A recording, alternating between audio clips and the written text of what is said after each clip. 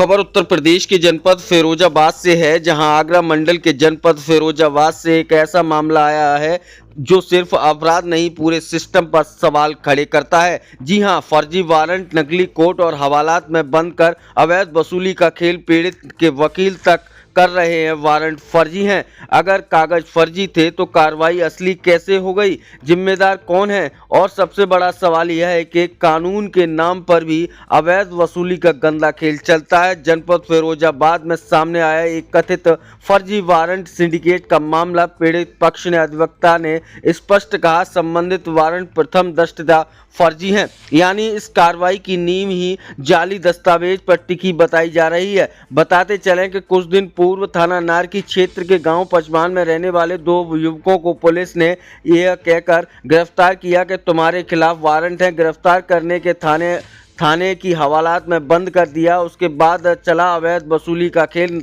थाना नारकी क्षेत्र के दरोगा विशाल ने पीड़ित से 5,000 रुपए लेकर हवालात से छोड़ा। दरोगा विशाल के अनुसार आरोप था कि पश्चिम बंगाल में ब्रजेश के खिलाफ एक मुकदमा दर्ज है, उसका वारंट आया था, लेकिन आरोपी ने बताया कि वह कभी पश्चिम बंगाल गया ही नहीं, तो मुकदमा कहां से दर्ज हो गया? आरोप की कथित फर्जी वारंट के आधार पर लोगों को उठाया गया, हवालात में बंद किया गया और बाद में एक मोटी रकम लेकर छोड़ दिया गया। इससे यह साबित होता है कहीं ना कहीं सरकारी तंत्र में भी इसमें शामिल है। क्या कुछ कहना था पीड़ित का, आप स्वयं देखिए हमारे संवाददाता की इस एक्सक्लूसिव खबर में।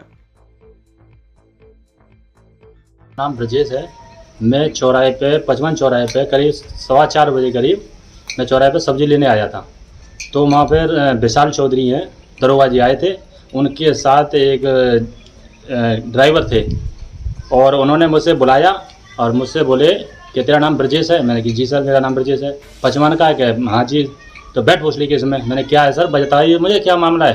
कि तेरे वारंट है। मैंने किस चीज़ के वारंट दिखाओ मुझे कोई वारंट नहीं दिखाए मुझे। मैंने कि भैया से कहना, तो मुझे दुकान से कह रहा हूँ किसी को। तो उनने भगा के मुझे पकड़ा और गाड़ी में डाल के ले गए यहाँ से। फिर जाके थाने में बंद कर दिया मुझे। फिर मुझे किसी से मिलने नहीं दिया, ना मेरा फ़ोन ले लिया। फिर मुझे पता नहीं है। फिर मेरा छोटा भाई विकलांग के 100% 90% और मेरे मिलने वाले गांव के लोग वो गए थे। तो उनने कहा था कि ऐसा है कि दरोगा जी 30,000 रुपये मांग रहे हैं, बताओ आप क्या चाहते हो? मैं साहब मेरे पास तो 30,000 रुपये है नहीं है और काम में करता नहीं, मजदूरी करता हूँ। 30,000 रुपये कहाँ से आए? अपने हिसाब से देख लो, मुझे कैसे भी छुड़ा लो। और बंगाल तो मैं आज तक गया ही नहीं हूँ, ना मैंने देखा है बंगाल किधर है। हाथरस जरूर रहता था मैं, करीब 18 साल रह के आया हूँ। जबकि मेरे पिताजी ख़त्म हुए थे तब मैं 2 साल का था, तब से मैं हाथरस रह रहा हूँ। उसके बाद में अभी मैं लॉकडाउन में 20 में आया हूँ फरीदाबाद। अब जो बंगाल के नाम पर कई बार ठग चुके हैं मुझे कि बंगाल के वारंट है, ना तो कोई कागज़ देते हैं, बस एक लिख के दे देते हैं 128/23। ये कहाँ का मुकदमा है ये कुछ नहीं बताते। ये कहते हैं कि अगर हम तुम्हें रसीद दे देंगे, हम देंगे नहीं, हमारी नौकरी के लिए दिक्कत हो जाएगी।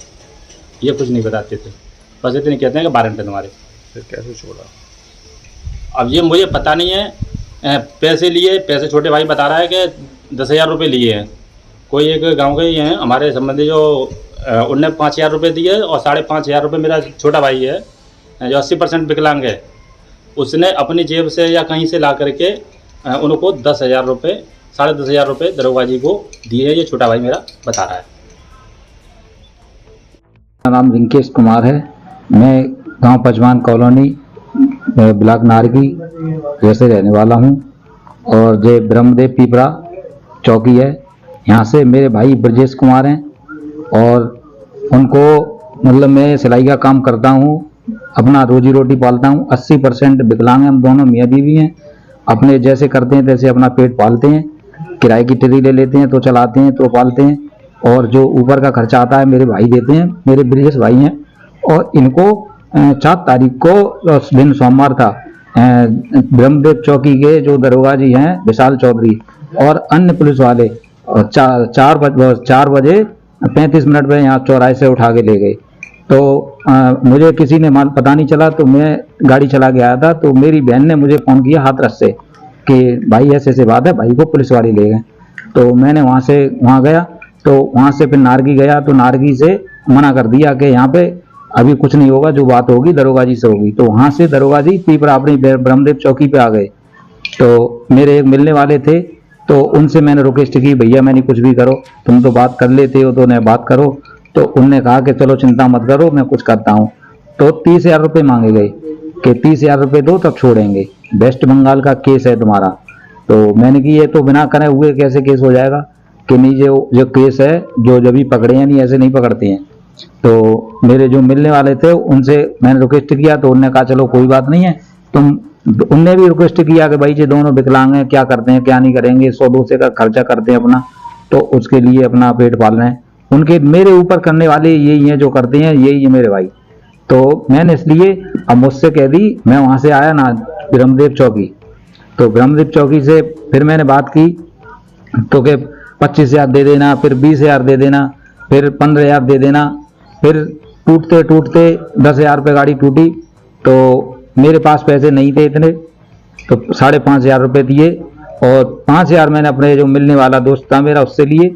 जब मैंने अपने भाई को छुड़ाया तो उसके बाद मैंने बहुत मिन्नतें की दरोगा जी से, बहुत मिन्नतें की, हाथ भी जोड़े, और उनने कुछ नहीं बिल्कुल सोचा कि ये क्या कर रहा है। तो मेरे दोस्त ने ये कहा कि देखो भाई, कितना दोस्त तुम्हारा वो कितना वो कर रहा है, सम्मान कर रहा है, फिर भी आपने छोड़ नहीं रही हो उसे। तो फिर भी मैंने चलो कोई बात नहीं, अब जब मैं डर गया था इसलिए कि मेरे ऊपर कोई करने वाला नहीं है, अगर वेस्ट बंगाल मेरा भाई चला जाएगा तो मुझे कौन देखेगा, फिर मेरे पास देखेगा। मैंने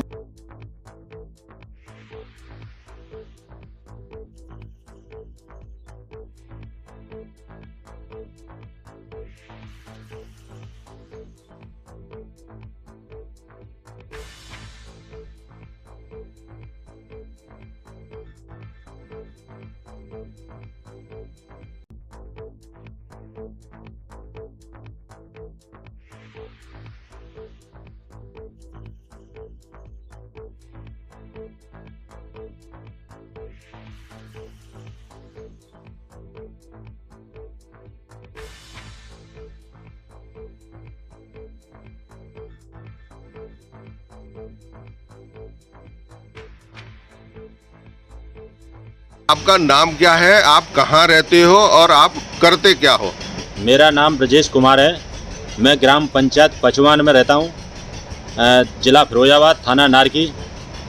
मैं एक विद्यालय प्रबंधक समिति का अध्यक्ष हूँ और उसमें 23,78,000 रुपये आए थे बिल्डिंग बनने के लिए। उसमें सरकारी मानकों के अनुराध नहीं बनी मतलब बिल्डिंग वो, और उसमें जो उसकी शिकायत मैंने उच्च अधिकारियों से की, यहाँ से लेके AD बेसिक से, खंड शिक्षा अधिकारी से, BSA साहब से, DM साहब से और CDO साहब से, सबसे शिकायत की, पर मेरी कोई सुनवाई नहीं हुई। उसके बाद में मुझे डराया धमकाया गया कि अपनी शिकायत वापस ले ले, नहीं तो किसी मुकदमे में झूठे में तुम्हें फंसा करके हम भेज देंगे। तो उसके बाद मैंने मना किया कि मतलब मेरा तो कोई मतलब ही नहीं है, तुम मैं हिसाब पूछ रहा हूँ, हिसाब बता दो मुझे, और कैसे कैसे गलत बनाए। इसके लिए उन्होंने मुझे डरा धमका करके ये कहते हैं मुझसे कि आप अपनी कंप्लेंट वापस ले लो, नहीं तो किसी झूठे मुकदमे में फंसा देंगे। तो इनने सोची समझी साजिश के तहत इन्होंने मुझे कहीं बंगाल से, कहीं प्रयागराज से, कहीं कहाँ से जो वारंट भिजवाते रहते हैं मुझे। तो मैंने देखा है कि वारंट में जो ब्रजेश शर्मा हैं, जो उनके पति हैं ज्योति शर्मा के, उनकी षड्यंत्र रच रहा है, उनका ही षड्यंत्र रचा हुआ है। तो वो ये कहते हैं या तो समझौता कर लो, नहीं तो वारंट ऐसे ही आते रहेंगे। जनपद फिरोजाबाद के गांव पचवान, थाना नारखी का एक मामला सामने आया है कि वहां के ब्रजेश कुमार हैं और कंपोजिट विद्यालय के समिति के अध्यक्ष हैं। उनके खिलाफ प्रयागराज न्यायालय से फर्जी वारंट का एक मामला सामने आया है। क्या है पूरा मामला, बताइए। देखिए, ऐसा है, हमारे क्लाइंट हैं ब्रजेश कुमार। इन्होंने आकर मुझे बताया कि हमारे खिलाफ इलाहाबाद से कोई वारंट जारी हुआ है, पुलिस हमें तलाश कर रही है। तो जब इन्होंने ये बताया कि इलाहाबाद से हमारा कोई लेना देना नहीं है, प्रयागराज में हमारा कोई मतलब नहीं है, और कभी कोई मुकदमा हमारे खिलाफ पंजीकृत कहीं नहीं हुआ, किसी तरह का कोई विवाद प्रयागराज में हमारा नहीं हुआ, तो हमारा कैसे वहाँ से वारंट आ गया। तो फिर मैंने प्रयास करके वारंट की प्रति की छाया प्रति मंगवाई तो उसमें पता चला कि पढ़ने से ही लगता है कि वारंट फर्जी है। इसमें सीजेएम मजिस्ट्रेट प्रयागराज लिख करके संबोधित किया गया है। मैं सबसे पहले ही लाइन पढ़ के ही समझ आ गया कि ये वारंट फर्जी है, क्योंकि सीजेएम खुद में ही चीफ जुडिशियल मजिस्ट्रेट हो गए, फिर सीजेएम के बाद मजिस्ट्रेट लिखा जाना, इससे ये इंडिकेशन मिलता है कि ये किसी लिपिक के द्वारा नहीं लिखा गया है, जिससे कानून की जानकारी नहीं, जिससे अधिकारी के पद के बारे में जानकारी नहीं, उस व्यक्ति के द्वारा ये तैयार किया गया है। और दूसरी सबसे महत्वपूर्ण बात यह है कि जिन मजिस्ट्रेट महोदय की मोहर नाम की लगी है शशि कुमार जी, मैंने अपने स्तर से पता किया तो पता चला कि वो इस समय सीजेएम प्रयागराज है ही नहीं। कुछ समय पहले वो सीजेएम प्रयागराज थे, लेकिन इस समय वो सीजेएम प्रयागराज नहीं है।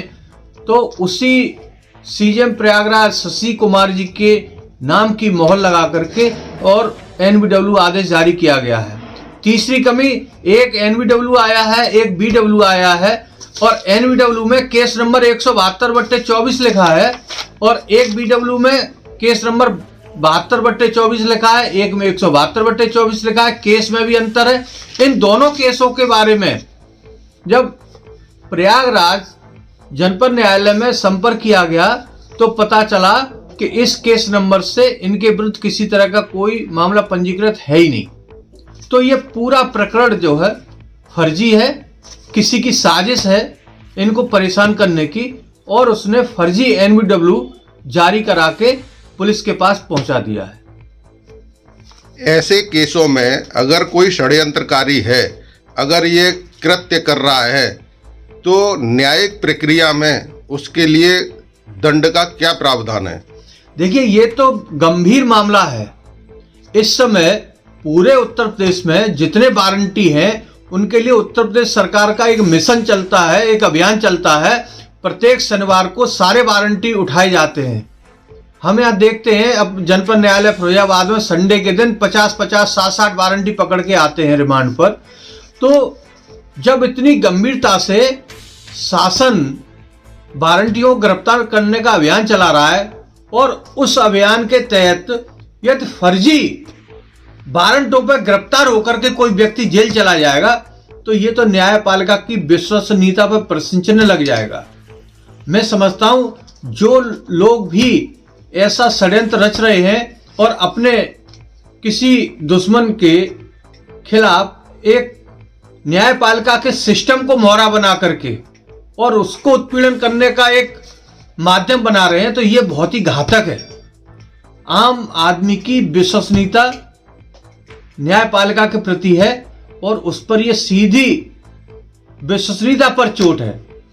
तो मैं तो ये कहूंगा कि ऐसे मामलों को बड़ी गंभीरता से लेकर के और इन पर जांच बिठाई जाए और इस पर कार्रवाई भी होनी चाहिए।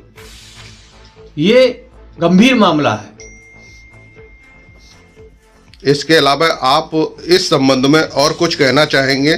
आपकी राय क्या है? आप संदेश क्या देना चाहेंगे जुडिशियली के लिए, पुलिस के लिए या आम आदमी के लिए?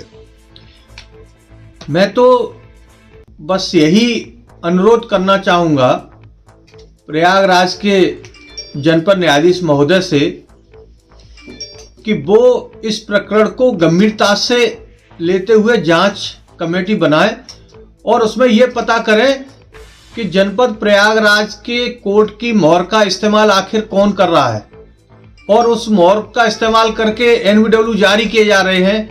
ये तय हो गया, ये पता चल गया ये फर्जी एनबीडब्ल्यू जारी किया गया है। तो इलाहाबाद प्रयागराज न्यायालय के अंदर ऐसा कौन सा सिंडिकेट है जो फर्जी वारंट निष्पादित करा के और लोगों को परेशान करने का कार्य कर रहा है? तो मैं चाहूंगा, जनपद न्यायाधीश प्रयागराज से अनुरोध करूंगा कि वो इस प्रकरण को गंभीरता से लें और जांच कमेटी बनाएं और इस पर जो है विधिक कार्रवाई करें।